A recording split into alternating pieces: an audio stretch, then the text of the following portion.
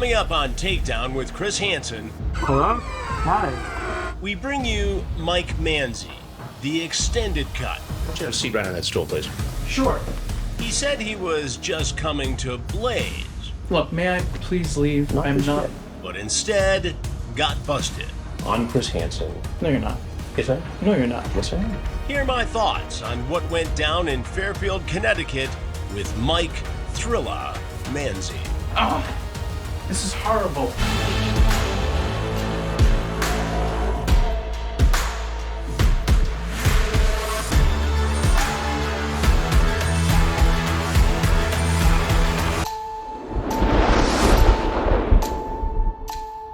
On this special edition of Takedown with Chris Hansen, you asked for it, and now we're delivering.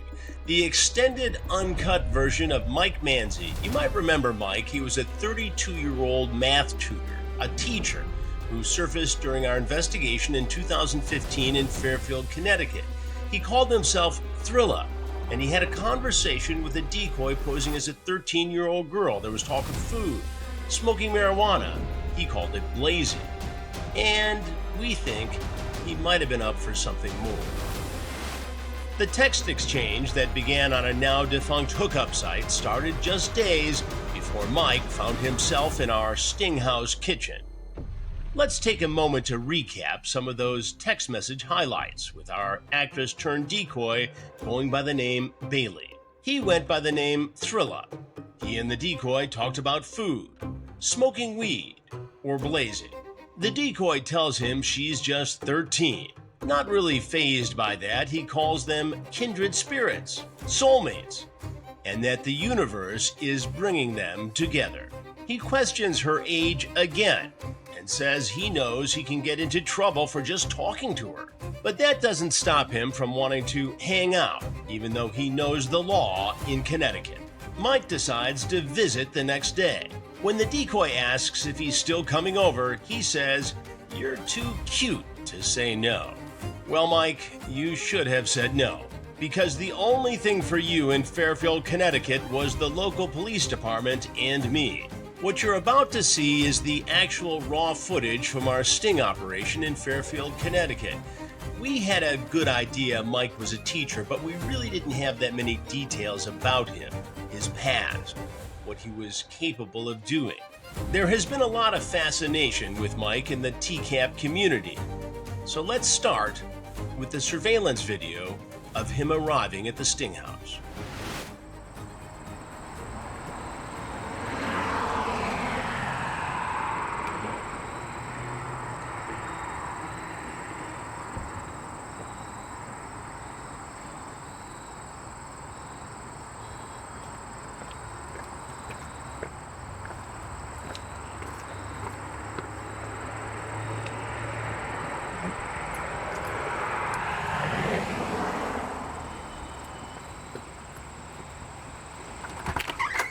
Hello? Hi. I'm good. How are you? That's good. Found the house okay? Yes, I did. Good. Sorry, I'm being like a little. No, it's alright. Weird. This is like weird. No, it's not. It's not so much that it's weird. It's well. You mind if I just like look around? Oh, go for You it. okay? I don't know. Hey, how are you? I'm good. Good. Why don't you have a seat right on that stool, please? Sure. What struck me about the video of Mike Manzi arriving at our Sting House was that this is probably how he arrived at many other homes in the suburban New York and Connecticut area. After all, Mike was a private tutor for wealthy families, helping kids who were struggling with math, helping kids get through school, kids who might have been vulnerable. And here he is knocking on the door of somebody he wasn't going to tutor in math, but maybe tutor in something else. No, right here, sir. No, I know. Please, right there. Go ahead, sit down. Sit, please. Okay. Can I please go? I need to talk to you. Well, What are you doing here today? I'm here because I was slightly concerned. Concerned about what? Well, concerned because she's talking to people that are a lot younger, a lot older on the website. Now, why were you so concerned about a 13-year-old girl? Well, she's talking to other people that are obviously same age as me. And how old are you? I'm 32. You're 32. Yes.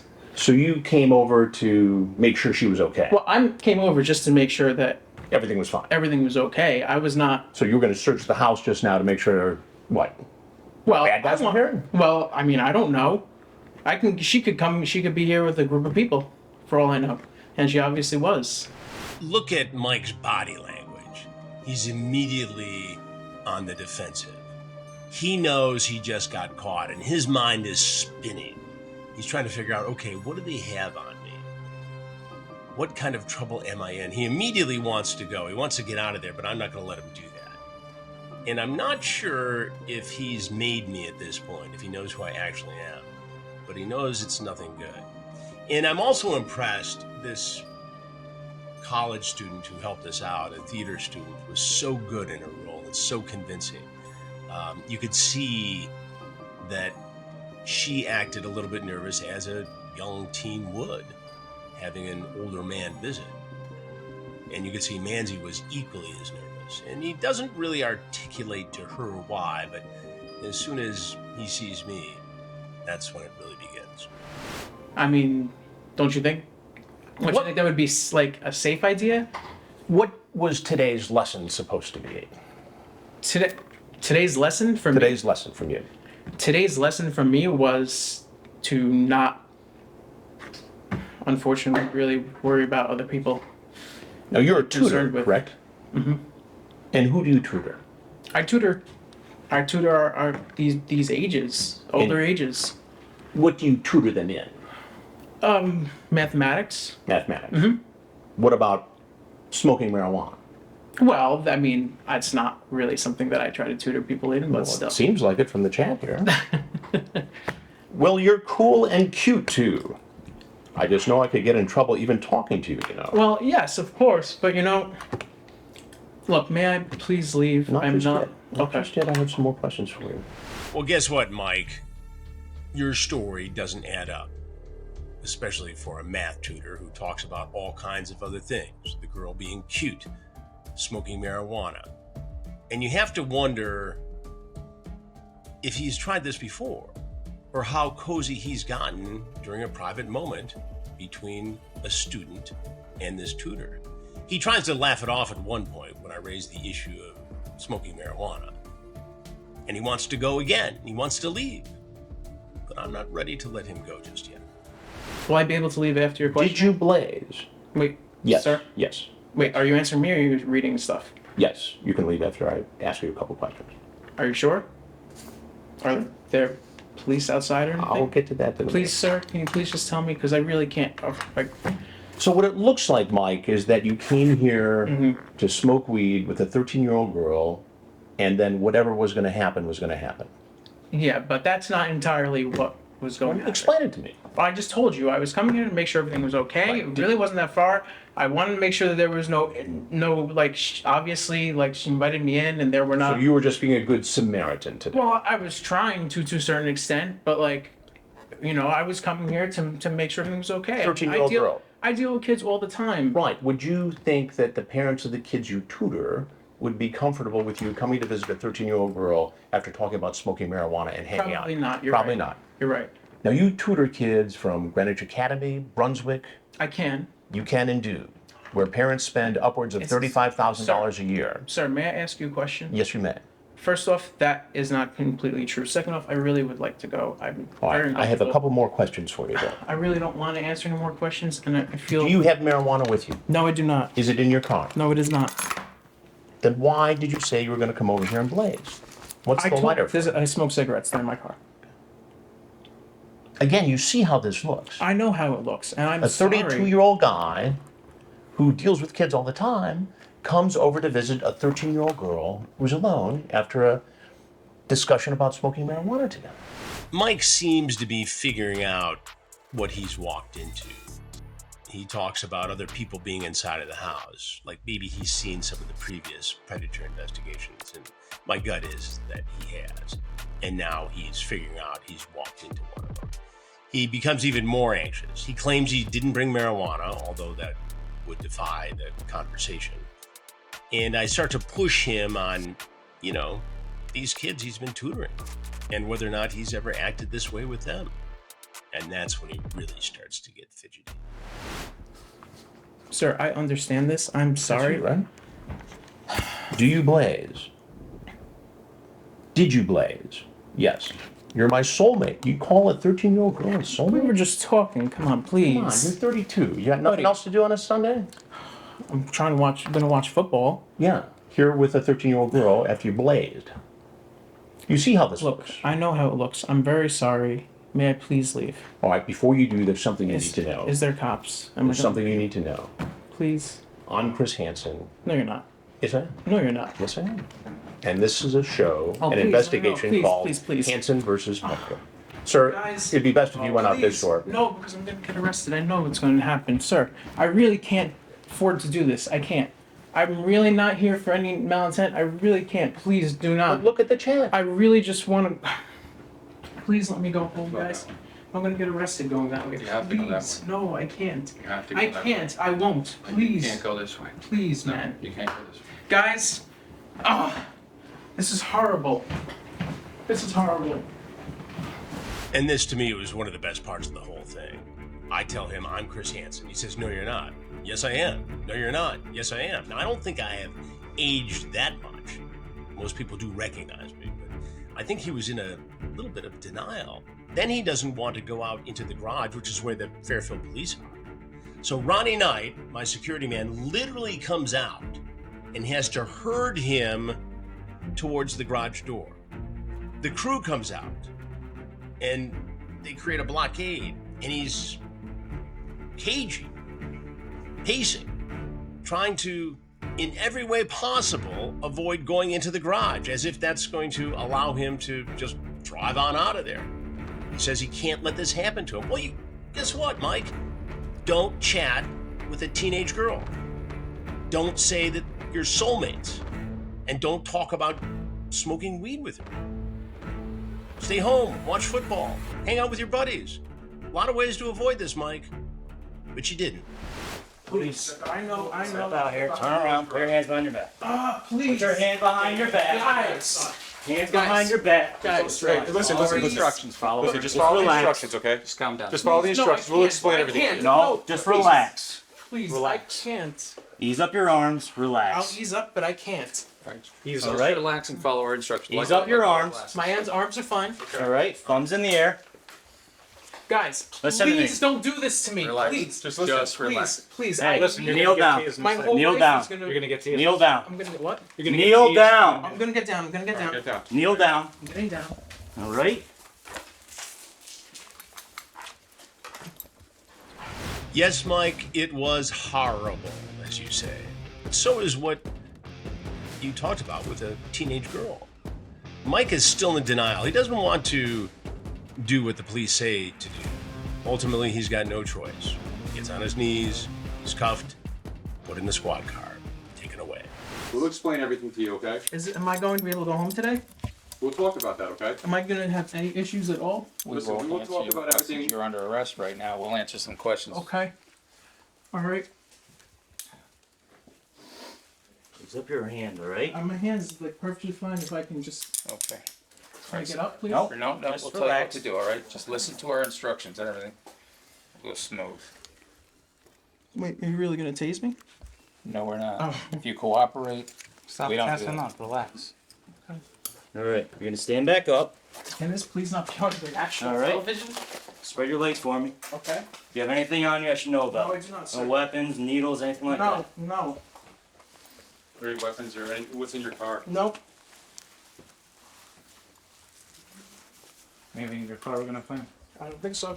All right, spread your legs for me. Okay. You can open it up. Take a right. look. All right, we're gonna do it again in the back seat of this car, all right? Okay.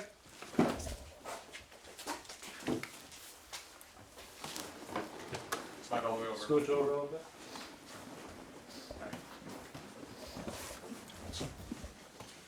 These two guys have cars. Rand's out driving with you.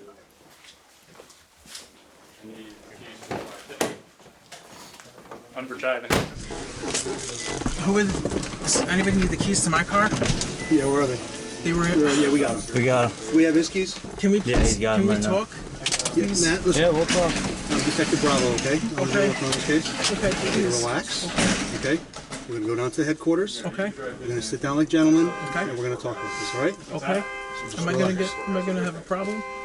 Relax. Like a record or anything? Look, Or? we're not gonna talk about it right here. Mike was loaded into a Fairfield police cruiser to be brought to the station for processing and further questioning. But if you've always wondered what happens in that transport vehicle, here are some of the highlights. All right? So we need to just relax, breathe. Yep. Get back to headquarters. We'll work this all out. We'll talk about it, okay? And we won't talk about it here. There's just too much going on. Everything to just tone down, okay? Good. I get it. I understand. I get it. I'll let you know what to do. All the way to 2-5? This is not Yeah, good. you call Chance I understand. Will you? Okay. Well, I get it, Okay. okay? Can you talk I to me about understand. this? I'll You know pass it's him not off good. there. I know what you're going through right now. I understand. you know it's what not you're good, going through. right? So that's why we need to talk. Is this going to be on national television? I can't answer that. I don't know. Am I going to be sitting with you guys the whole time? Yeah, What's- I'm gonna be there with you. All right? Can we see what's going? I'm gonna be with you from now until we get in. Am I definitely getting charged with something? Yes, because well, you're under arrest right What now. am I getting charged with? I'll explain all the charges when we get in. Okay? Will I be able to go into that?